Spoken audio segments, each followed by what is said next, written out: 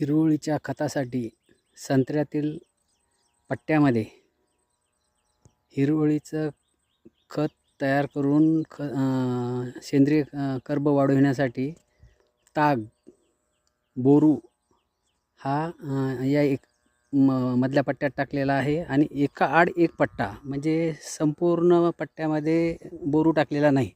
या पट्ट्यात अजिबात नाही टाकलेला. या पट्ट्यामध्ये पुढच्या वर्षी टाकण्यात येणार आहे. आता त्याच्यानंतर मधला एक रिकामा झाला की त्याच्यानंतरच्या पुढच्या पट्ट्यात परत बोरू टाकलेला आहे ताग. आता पुढच्या वर्षी या ठिकाणी बोरू येणार नाही. ज्या रिकाम्या जागा यावर्षी आहेत त्या ठिकाणी पुढच्या वर्षी बोरू येणार आहे. असं करून त्या शेतामध्ये सेंद्रिय कर्ब वाढण्यासाठी आपल्याला